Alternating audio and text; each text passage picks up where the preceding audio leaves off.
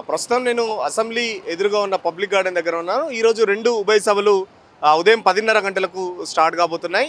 ఉదయం ఈరోజు అసెంబ్లీలో జూబ్లీహిల్స్ ఎమ్మెల్యే మాగంటి గోపీనాథ్ సంబంధించి సంతాప తీర్మానం రేవంత్ రెడ్డి ప్రవేశపెట్టనున్నారు. మరోపక్క ఎమ్మెల్సీలో సంబంధించి ఆ, ఒక మాజీ ఎమ్మెల్సీ మరణం పట్ల కూడా ఎమ్మెల్సీలు కూడా శాసన మండలిలో కూడా సంతాపం తెలిపిన తర్వాత ఉభయ సభలు వాయిదా పడిన తర్వాత మధ్యాహ్నం మంత్రిమండలి భేటీ ఉంది. సో ఎస్పెషల్గా కాళేశ్వరంకి సంబంధించి కాళేశ్వరం నివేదిక ఈరోజు సభ్యులందరికీ అందజేసి రేపు సెలవు కాబట్టి సండే సెలవు కాబట్టి మండే రోజు మళ్ళీ కాళేశ్వరంకి సంబంధించి ప్రత్యేక చర్చ ఉంటుంది. ఇప్పటికే బీఆర్ఎస్ ఎమ్మెల్యేలు అయితే ఏదైతే కాళేశ్వరం సంబంధించి 660 పేజీల నివేదిక మొత్తం సభలో ప్రవేశపెట్టాలంటూ మాకు పవర్ పాయింట్ ప్రజెంటేషన్ సంబంధించి కూడా సభలో అనుమతి ఇవ్వాలంటూ నిన్ననే స్పీకర్ కూడా వినతిపత్రం ఇచ్చారు.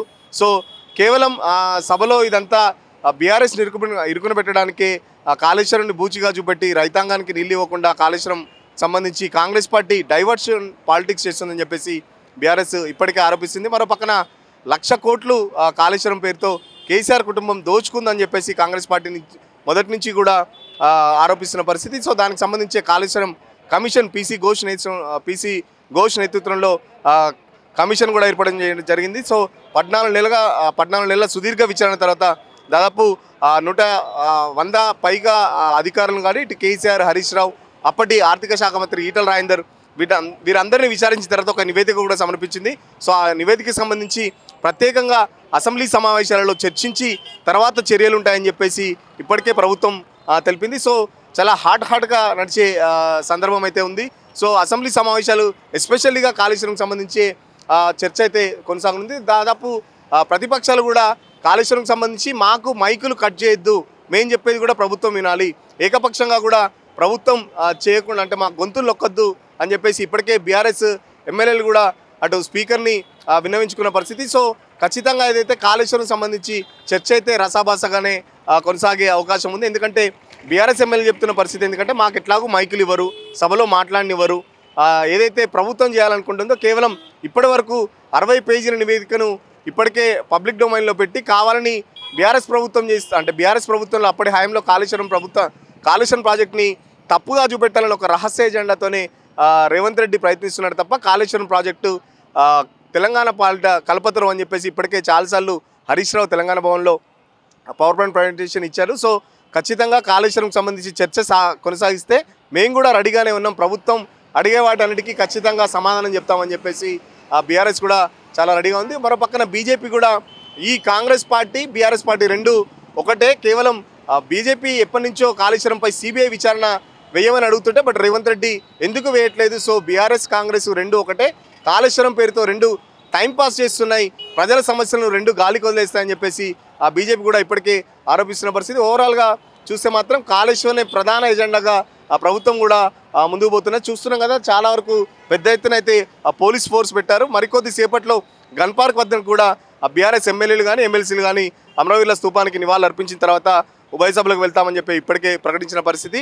మరో పక్కన ఇటు నిరుద్యోగులు కానీ ఇటు సర్పంచులు కానీ ఎవరైనా వస్తారన్న నేపథ్యంలో అసెంబ్లీ చుట్టూ కూడా మూడంచెల భద్రత అయితే ఏర్పాటు చేయడం జరిగింది. మొత్తం పోలీస్ బందోబస్తు కూడా చాలా ఎక్కువ ఉందని చెప్పుకోవచ్చు. ప్రతి ఒక్కరిని ఐడి కార్డు చూసి మాత్రమే లోపలికి అనుమతిస్తున్న పరిస్థితి. ఐడి కార్డు లేకపోతే బయటికి వెళ్ళగొడుతున్న పరిస్థితి. పోలీసులు కూడా చాలా క్షుణ్ణంగా భద్రతా తనిఖీలు చేపట్టిన పరిస్థితి. ఎప్పటికప్పుడు కూడా పోలీసు ఉన్నతాధికారులు కూడా ఇక్కడ ఆఫీసర్లకు సలహాలు కానీ ఇక్కడ ఆదేశాలు ఇచ్చేలా చర్యలు అయితే చేపడుతున్నారు. మరో పక్కన కాళేశ్వరం సంబంధించే ఇటు ప్రభుత్వం అటు బీఆర్ఎస్ తరఫున వాడివేడిగా చర్చ కొనసాగే అవకాశం ఉంది. ఈరోజు మొత్తం నివేదిక సభలో ప్రవేశపెట్టిన తర్వాత రేపు సండే కాబట్టి ఖచ్చితంగా సభ మొత్తం ప్రిపేర్ కావడానికి ఒకరోజు టైం ఉంటుంది కాబట్టి మళ్ళీ మండే నుంచి ఇంకొక 2 రోజుల వరకే సభ కొనసాగే అవకాశం ఉంది. ఎందుకంటే మళ్ళీ ఈ వచ్చే నెల సెప్టెంబర్ నిమజ్జనం ఉంది. సో పోలీస్ ఫోర్స్ సరిపోదు, మళ్ళీ మీదు ఉలాబీ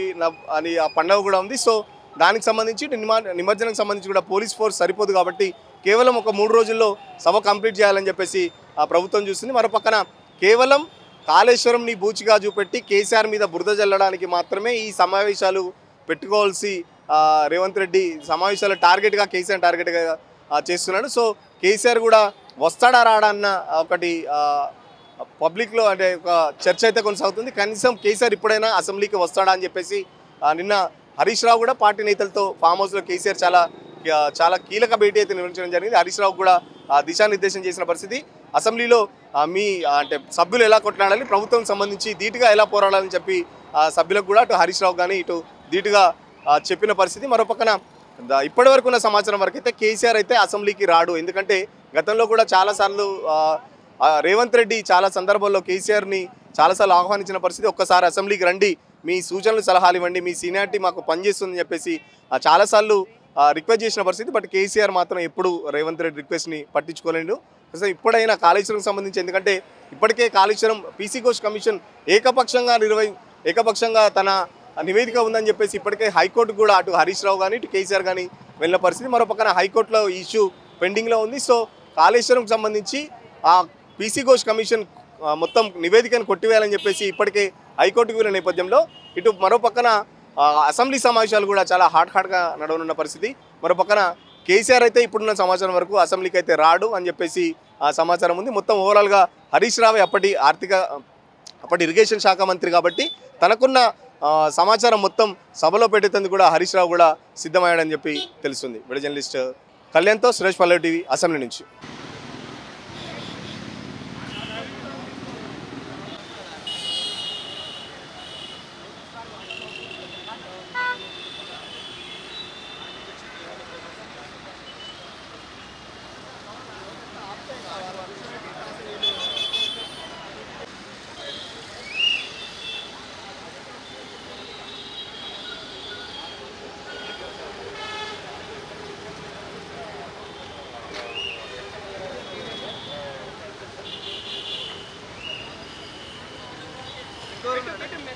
అది పెడతా కేటీఆర్ కౌశిక్